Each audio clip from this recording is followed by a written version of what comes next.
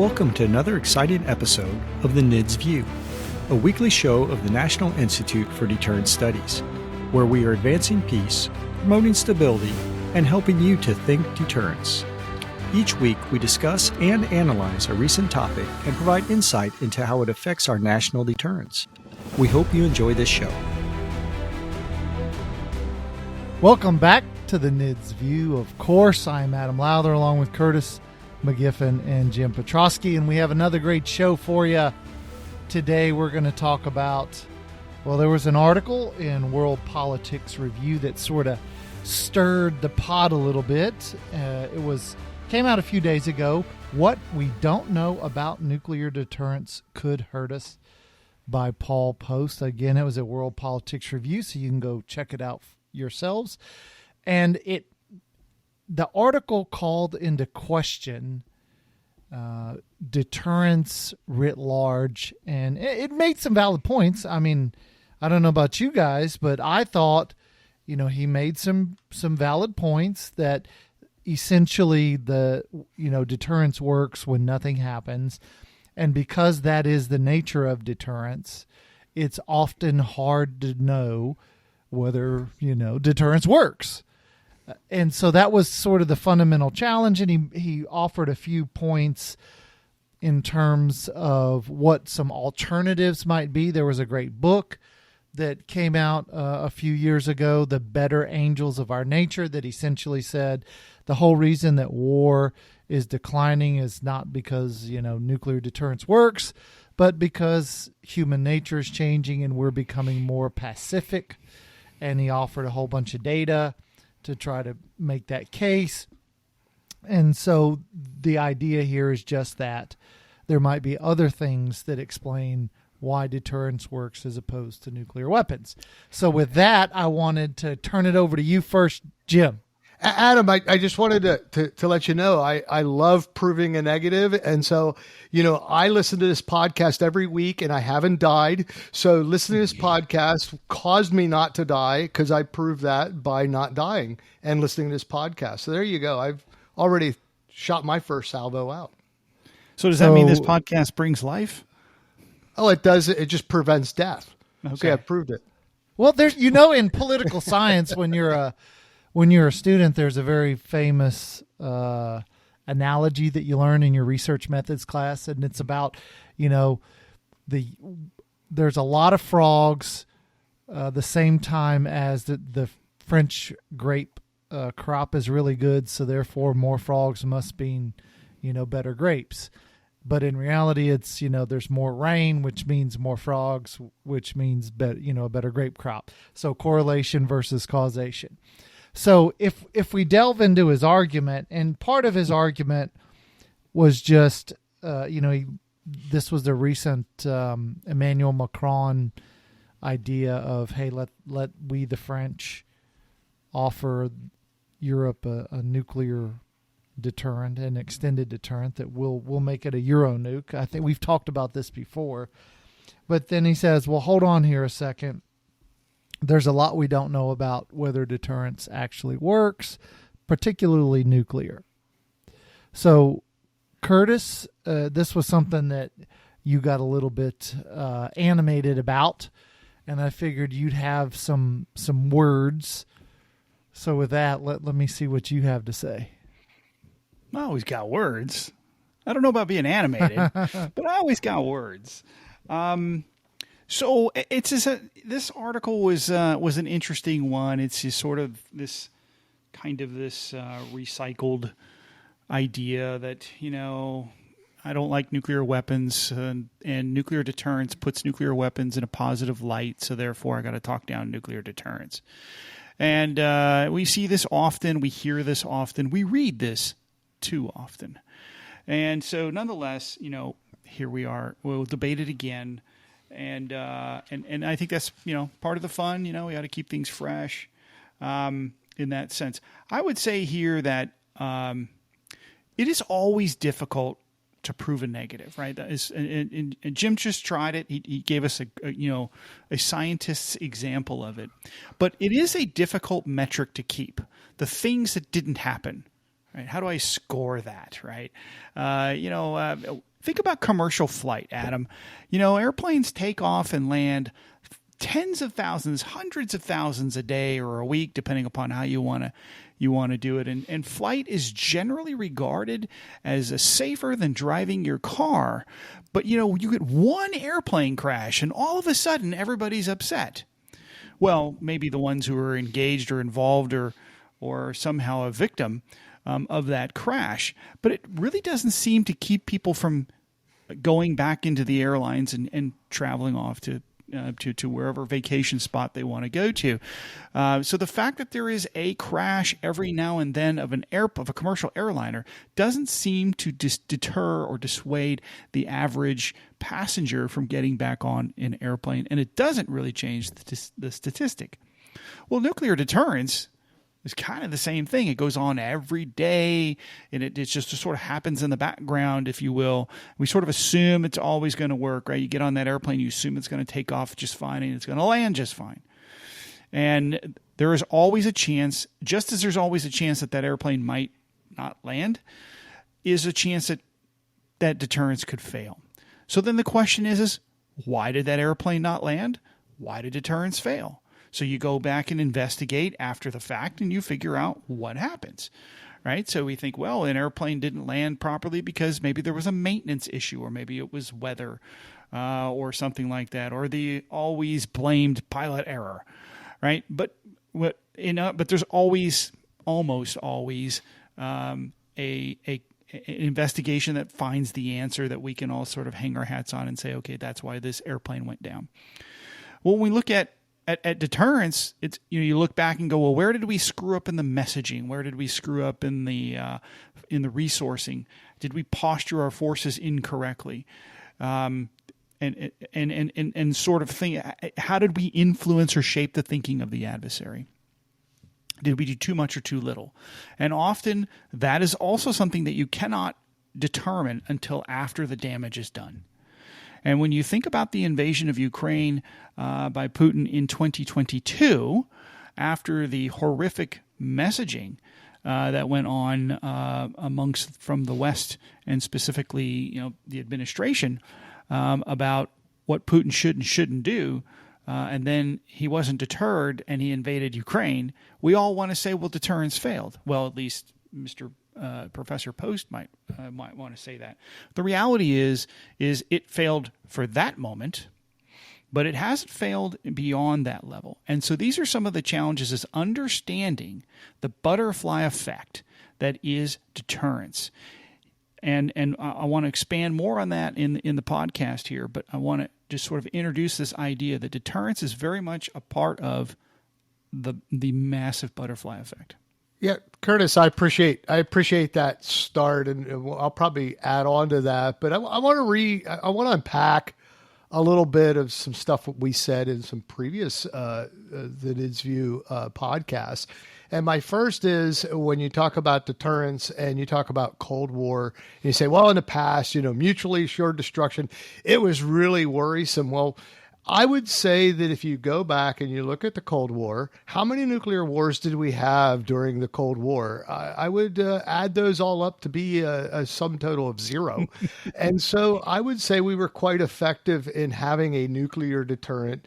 And even with the mutually assured destruction angle put there, did it worry, as this article says, did it worry some people? It worried people, but let's talk about worry. Did it worry us that we had mutually assured destruction?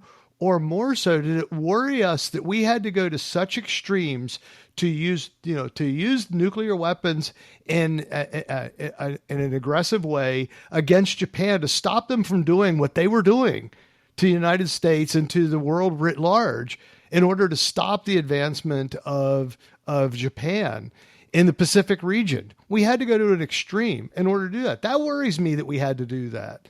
And that wasn't because they had nuclear weapons. That had to do with the fact that their ambitions were to completely subjugate the entire world to a Japan-centric view at the time, the imperialistic Japanese view. So yeah, that worries me that we have to go to that extreme. but it doesn't stop me from doing what I'm worried about. The worry was, to stop this imperialistic advancement on the entire world. So yes, I'm glad we had the weapons, and I'm glad we were able to use them in a way that stopped what could have been much more disastrous. So sometimes we don't remember to compare those worries, if you will. I'm not worried. I think it's a concern that we have to go to that level. And I would say the same thing with what's going on in Ukraine. We are worried that Russia is at least using their nuclear weapons to try to gain advantage in a region, in a situation where they felt that the nuclear weapon umbrella that we had was not going to be used. To be honest, that worries me, that we weren't clear in our communications. I'll use, Curtis's vitamin C argument that he makes for deterrence. And one of those being communications, that we didn't communicate it well. So, so I have some more to unpack there, but I'm going to start with that because I think it fits into your butterfly effect concept, Curtis, in that what happens when one thing happens is not necessarily received in the same way on the other side. So we'll go from there. So in the article, he says, and I'm quoting, overall, assessing the deterrence credibility of nuclear weapons or deterrence in general is extremely difficult. This is because we never observe deterrence. Now, what I would argue is that that's not really accurate. It may not be as readily apparent as some other activities. I mean, this is in part why, Albert Einstein said, I can get the physics right, but it's the policy and the strategy that's really hard. And with deterrence, you can measure it. Let me give you an example. So if you go back and you look at the historical record of the Vietnam conflict, and you read historians are now reading the internal debates within the Nixon administration, within, what was going on in the Soviet Union and in China. And so when you read those internal debates, you hear the president, for example, and his advisors saying, hey, we don't want to do this. We don't want to invade north of the South Korean border because we're afraid that the Chinese or the Russians will get involved. So you can, in your historical analysis, often read, whether it's the writings of Mikhail Gorbachev or the historical record of Khrushchev or U.S. presidents, and they give speeches, there's internal memos that discuss why a nation and its leaders do and don't do things. And when you do that and you build these case studies, those case studies can offer you a very clear image. I think Korea, Vietnam are two great examples where nuclear weapons and the fear that two superpowers armed with nuclear weapons would collide, therefore they set limits on conflict, that gives you very good, very clear examples of when nuclear deterrence works. And so the idea you can't measure it is just not true.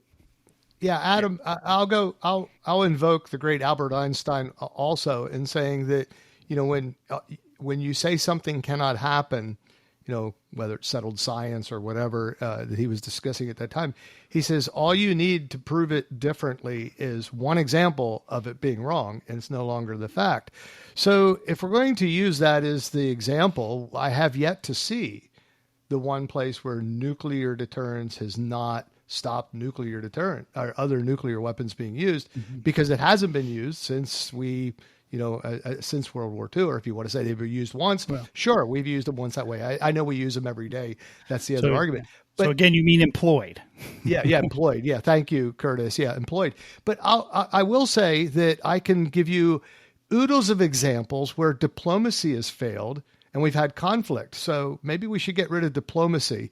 And conventional weapons, They've failed too to deter. So let's get rid of funny. conventional weapons. How about treaties? Has treaties ever stopped us from ever having conflict? Oh, no. So we shouldn't do treaties either. I'd say the only one that I can give you an example of that we don't have that one example are nuclear weapons. Well, let me say this. I think there is another metric that we can use, and that is the number of countries that want to garner nuclear weapons and don't want to give up the ones that they have, right? So, we see we know that, for example, that there were threats of the atomic bomb by Eisenhower arguably brought the Korean War to some sort of end. We know that fear of encroaching upon a nuclear-armed China contained American behavior in the Vietnam War to some extent, and we know that that nuclear weapons have been the go-to threatening device by Putin in his wars with Ukraine, and they have worked to some extent. And we know that there are countries that have become nuclear powers, right? We know North Korea, Pakistan, India, all have become nuclear powers, beyond the World War II powers that arrived victoriously out of the post 1945, have become nuclear powers, or countries that are thinking about it and have thought about it in the past. Many countries have had nascent nuclear programs at one point or another, and South Africa really being the only country to surrender their nuclear weapons in 1994, really more so a part of the post-apartheid era, but also because of the elimination of the threat to the country, right? The weapons existed in South Africa because there were 80,000 Cubans in Angola, and South Africa didn't have the conventional army to fight that. So they needed that nuclear capability to do that. So I would argue that there are the facts bear it out. There are more nuclear powers today than there were 50 years ago, and they are acquiring nuclear weapons for a purpose, for a reason, because it brings them security and allows them to enforce their national interests, if you will. And so, if you're looking for a metric on the valuation of nuclear deterrence, you only need to count the aspirant nations. Yeah, I'd also say, Curtis, I just want to correct you. If I'm not mistaken, didn't Ukraine give up its nuclear weapons? I stand corrected.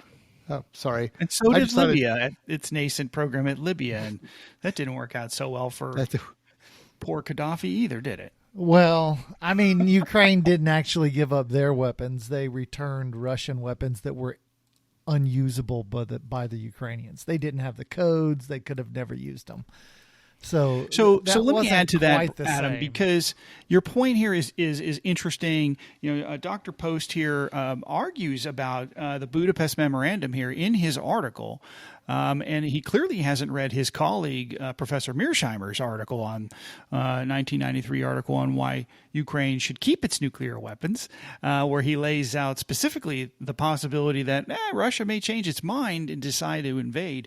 But nonetheless, and I say colleague because they both teach at the University of Chicago, I would say that he puts in here, he writes in this article that because of the Budapest Memorandum, that NATO countries, and I quote, had an obligation to protect its territorial integrity.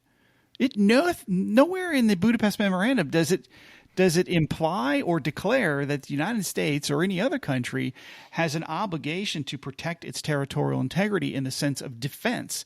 The declaration was we would respect their territorial integrity. And there's only one violator of that, and that's Russia. And so we need to make sure that we understand who is and what is with regard to the Budapest Memorandum and how that is to be laid out. And this is an example to the world why non-treaty agreements are bad news if you're looking for security as a state. So there's 2 points that he does make that are worth discussing, and there's some validity to both, and that is, he discusses, hey, the Iranians are attacking a country that is believed to have nuclear weapons in Israel. And so therefore, clearly, you can attack a nuclear armed state, just like Al-Qaeda attacked the United States in September 2001. And then, so when does deterrence hold, nuclear deterrence hold, and when does it not? That's a valid point of discussion. And then the second thing he says that is absolutely true is that because we have so few instances of nuclear weapons being employed since 1945, we therefore don't have, we don't have a large N for us to study and understand when deterrence succeeds and when it fails. Whereas if you take, for political scientists who study war, there's this big data set called the correlates of war, and there's thousands and thousands of data points that you can use, and you can run all sorts of regressions and other statistical methods to get at the data to try to understand some point. And so those are sort of two things that he does offer that have some utility, Adam, I'll agree. I do like, and I was going to highlight this at the end, but I'll highlight it now in coordination with it. It says, determining whether deterrence is credible with nuclear weapons is extremely difficult. It is. And that's why studying, discussing, looking at historical examples, keeping people informed as to how things work in an international community are extremely important, and it needs to be studied. And I think that is a value of this overall. However, I would say the fact that we don't have a lot of examples sort of speaks to the truth on how nuclear weapons and that paradox of having them keeps them from being employed is sort of highlighted in that statistic. Again, does not provable because you can't prove a negative. I can't tell you what you were going to do or what would have happened tomorrow when tomorrow hasn't happened yet. I get that. But overall, that's, I can tell you bullets haven't stopped bullets because bullets are being fired every day. But I do like your assessment, and I think Curtis got to this also, into understanding at what level does the nuclear deterrent stop aggression in some fashion.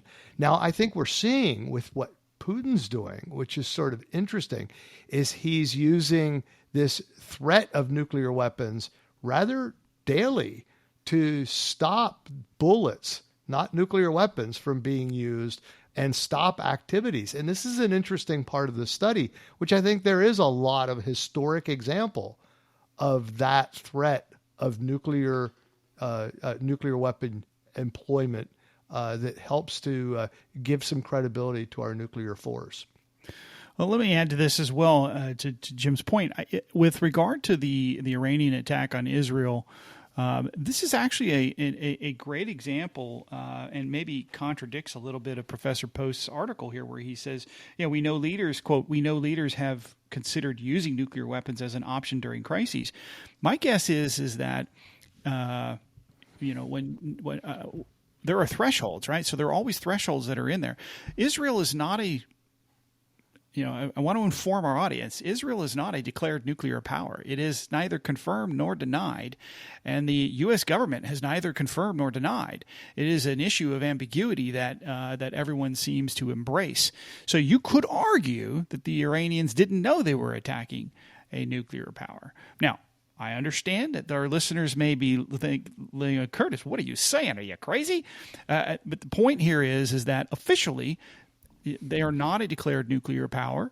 And so to argue that they can then deter with something that they don't claim to even have is a ridiculous posit. But I would say this, that there have been several examples here. The Argentines attacking the Falkland Islands. The British were, of course, a nuclear power, and the Argentines weren't in the 1980s. And then maybe this is another fine example. Arguably Yom Kippur in 1974. And some of these other opportunities, with where you might have suspected, but again, not confirmed.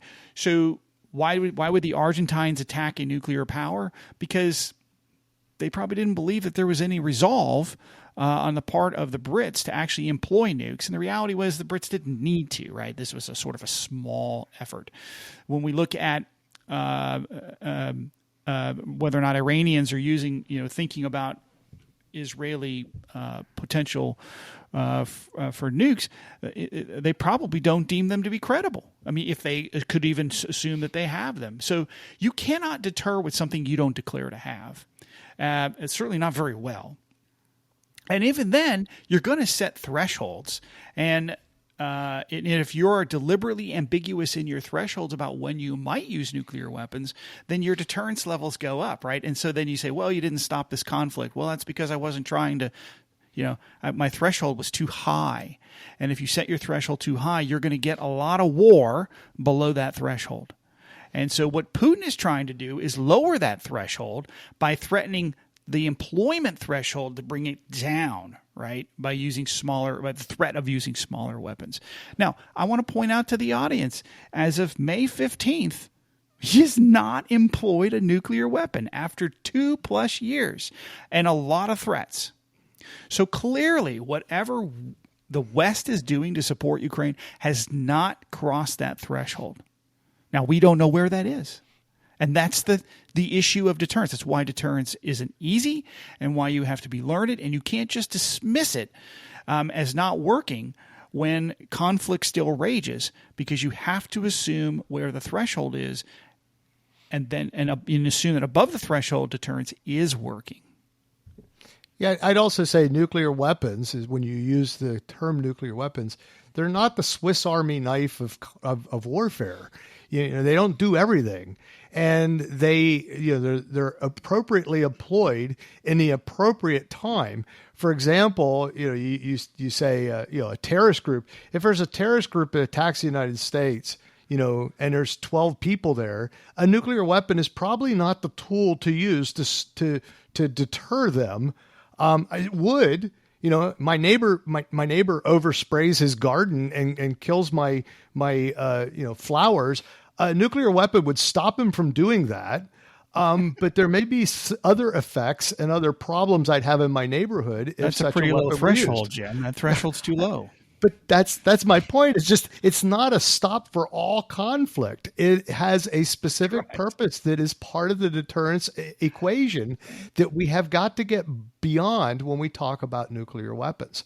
Right. There's so many other tools in the chest that should and could and will be used. That's why we don't have a lot of data on nuclear weapons being used for every conflict that crosses the border of, killing a person or many people, as horrible. And I don't want to say that these aren't horrible things. As horrible as the events are, as what happened October 7th and in Israel, and that's the point that I make, is that you've got to look at it in terms of what are the after effects and what is the appropriate tool. The point though that I think that he makes that is valid and useful is that we should better understand when nuclear deterrence holds, at what levels. He says, well, is it that deterrence held, or is it just that there wasn't an interest to do a certain thing? Which both could be true.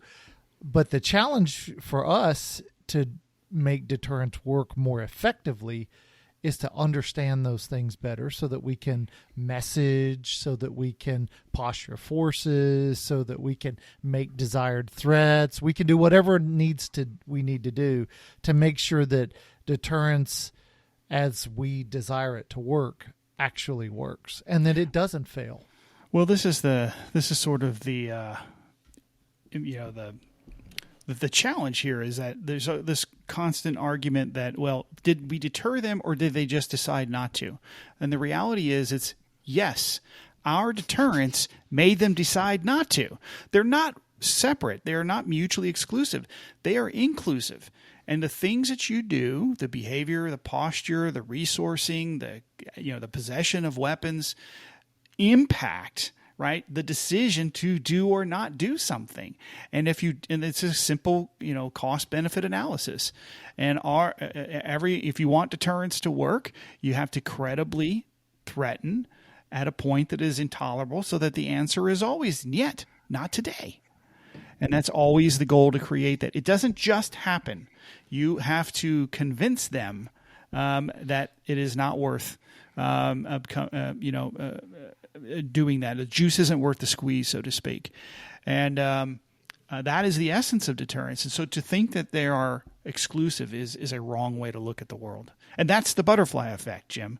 That is the butterfly effect, is that you are doing things to change those decisions. The decisions just aren't happening. Jim? Well, I don't know if we're near the end, but I'll say from a standpoint of, that's where I thought you were coming in, Adam. And so, from a standpoint of self-aggrandizement, nice big word, for NIDS, you spell that?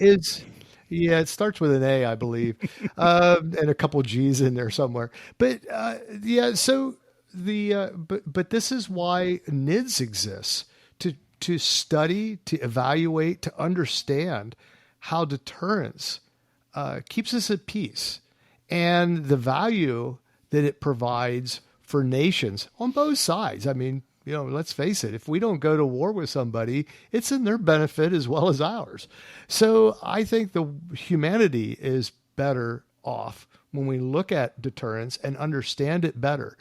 But I do worry whenever we get into these issues of the negative, trying to define a negative outcome without looking under the mat and seeing all the pieces, as Curtis said with his butterfly effect, that what pieces go into that. And, I tongue in cheek said we need to get rid of, bullets, and we need to get rid of diplomacy. We need to get treaties. No, those things all play a role, with the understanding that all these things are designed to deter the conflicts that lead to death and destruction and keep us from peace and prosperity, which is where I want to be. So, yeah. Well, I would add to that, it's really designed to keep peace and prosperity above whatever threshold you set, right? So there's always going to be conflict below the threshold, and you must accept that. And I want to add one last thing before I sign off. These are my final thoughts here. Are you going to use the word aggrandizement, though? No, I'm not, because I can't pronounce it. I would say that Dr. Poast notes in his piece here about a reference here to the moral pale, right? This nuclear taboo that's referred to by Nina Tannewald, that it would be beyond the moral pale for anyone to use it. And this is sort of one of the beliefs of those who think that deterrence is easy, that everybody in the world values nuclear weapons, or I should say the fear of nuclear weapons, the same, the usability of nuclear weapons the same, the unusability, if you will, of nuclear weapons the same. And the simple case is not, right? Our morals may be different than our adversaries' morals, and we cannot deter adversaries at the level of our morality. We must deter adversaries at the level of their morality. They are going to set that. They determine what deters them, and we have to be able to get in the mud, if that's what it means, in order to keep the peace. You must deter them at the level that they understand, that they respect, that they fear, not the artificial one that we impose upon them. Deterrence will always fail if you do that. And then Professor Poast will be right all the time, but it will be because of a misapplication of deterrence and deterrence theory, not because it actually failed. Well, unfortunately, we are out of time, but I did want to say that I appreciate Jim's comments. I agree with him. Physics and engineering are great, but all the hard work is done by social scientists. So thanks for making that point, Jim. That's it's something I've been trying to convince my physicist friends for a long time. So thanks. You engineers are okay people too, though. So. But unfortunately, we are out of time. And yes, the mic is off, Jim. No chance to respond.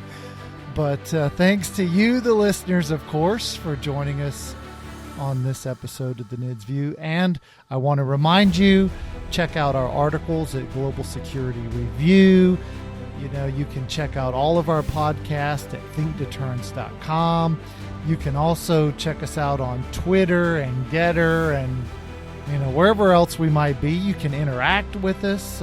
Curtis posts interesting articles on the Think Deterrence Twitter feed every day. So we're out there.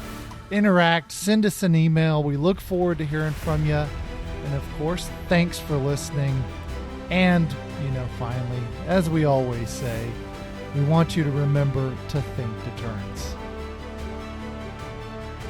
Thank you for listening to the NIDS View. This show is produced under the NIDS Podcasting Network, a division of the National Institute for Deterrence Studies.